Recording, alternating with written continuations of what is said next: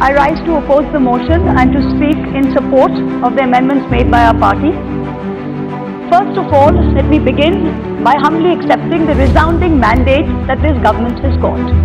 But it is the very nature of the overwhelmingness of this mandate, of the totality of this mandate, that makes it necessary for us to be heard today, for the voice of dissent to be heard today. Had the mandate been any less, there would have been a natural check and balance woven into the narrative. That is not the case.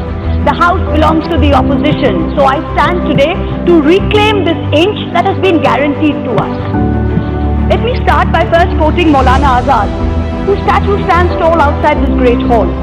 He once said of this country that he was fighting to build. He said, "It is India's historic destiny that many human races and cultures should flow to her, finding a home in her hospitable soil, and that many a caravan should find rest here, where our cultures, our languages, our poetry, our literature, our art, the innumerable happenings of our daily life shall bear the stamp of our joint endeavor."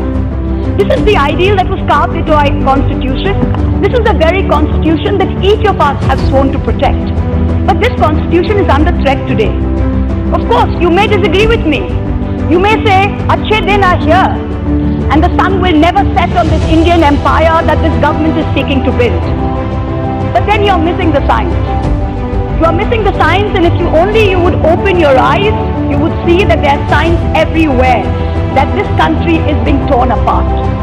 In the few minutes that have been allotted to me, let me list out these dangerous signs. The first sign, there is a powerful and continuing nationalism that is searing into our national fabric. It is superficial. It is superficial. It is superficial. It is xenophobic. It is xenophobic. Sir, there is no room for professional hecklers inside the corridors of this great hall. There is no room. I urge you to put the house in order. There is a powerful and continuing nationalism being seared into our national fabric. It is superficial, it is xenophobic, and it is narrow. It is a lust to divide. It is not a desire to unite. Citizens are being torn out of their homes and being called illegal immigrants. People who have lived in this country for 50 years are having to show a piece of paper that to prove that they are Indian. In a country where ministers cannot produce degrees to show that they graduated from college, you expect dispossessed poor people to show papers to show that they belong to this country. Slogans and symbols are being used to test allegiance. There is no one symbol, there is no one slogan that can show any Indian that they are a patriot. There is no one test, sir. There is no one test. The second side, sir. The second side. There is a resounding disdain. Let her complete. Please sit down. The second sign, sir. There is a resounding disdain for human rights that is permeating every level of government.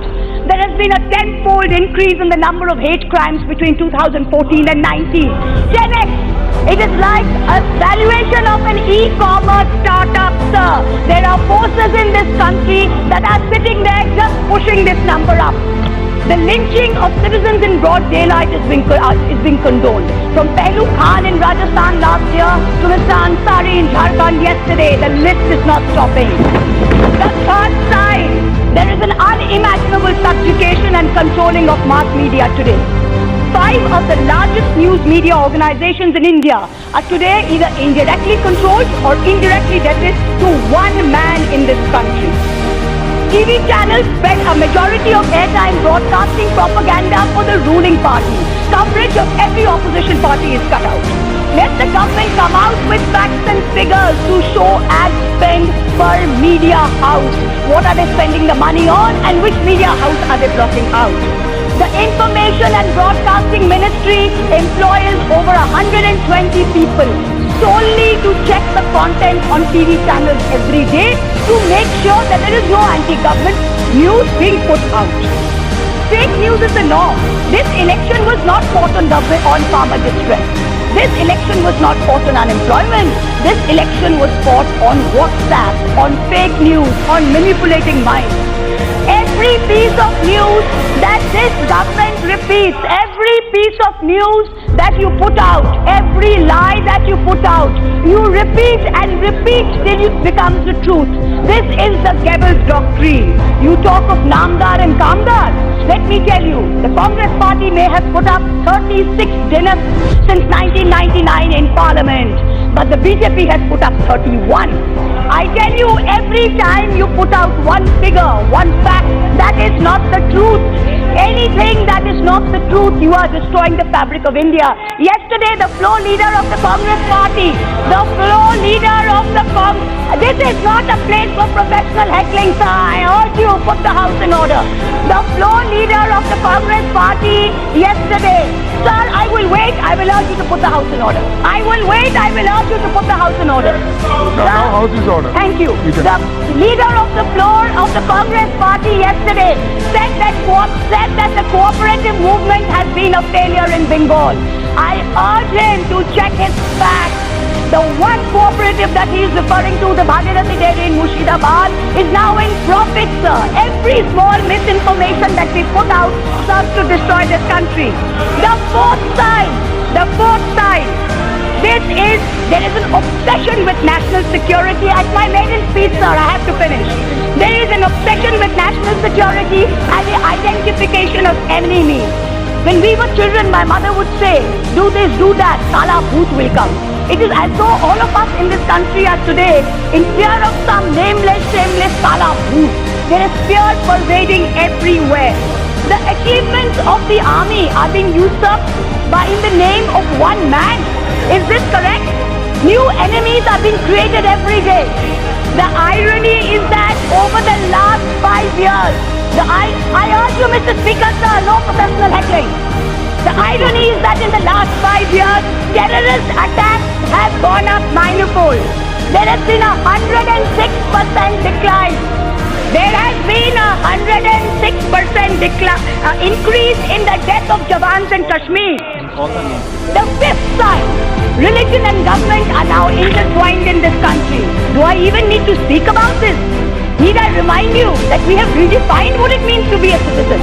With the NRC and the Citizenship Amendment Bill, we are making sure it is only one community that is the target of anti-immigration laws. Members of Parliament today are more interested in the fate of 2.77 acres of land than in the 812 million acres of the rest of India. ये सिर्फ 2.77 एकड़ जन्म भूमि के मुद्दा नहीं है, ये सारा देश 80 करोड़ एकड़ को अखंड रखने का प्रश्न है. हम आपको बोलते हैं. The number 6 sign, the most dangerous. There is a complete disdain for intellectuals and the arts. There is a suppression of all dissent. Funding is being cut for liberal education. Scientific temperament, which is enshrined in Article 51 of the Constitution. My maiden speech, sir. 2 minutes, sir. 2 minutes, sir. No. There is you already taken 3 minutes. There is Article 51 of the Constitution demands a scientific temperament. Everything we are doing is pushing India back to the dark ages.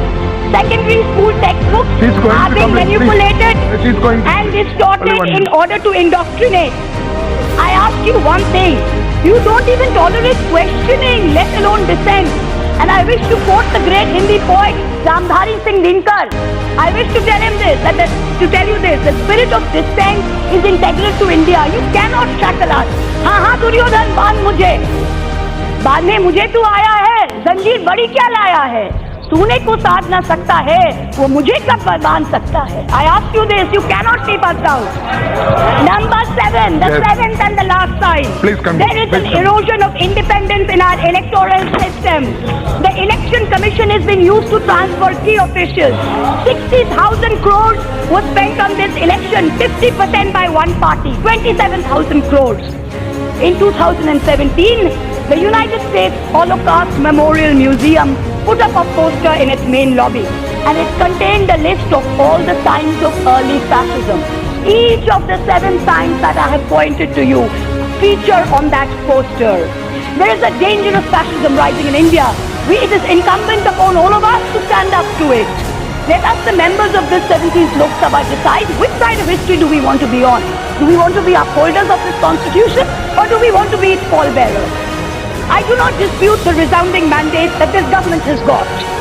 But I have the right to disagree with your idea that there was no one before you and there shall be no one after you. Your allotted time is In already conclusion, over. I quote Rahat Indori. In conclusion, I quote the poet Rahat Indori. जो आज साहिब मसनद है वो कल नहीं होंगे, जो आज साहिब मसनद है वो कल नहीं होंगे, किराएदार है जाती मकान थोड़ी ना है। सभी का खून है शामिल यहाँ की मिट्टी में, सभी का खून है शामिल यहाँ की मिट्टी में। किसी के बाप का हिंदुस्तान थोड़ी है, किसी के बाप का हिंदुस्तान थोड़ी है।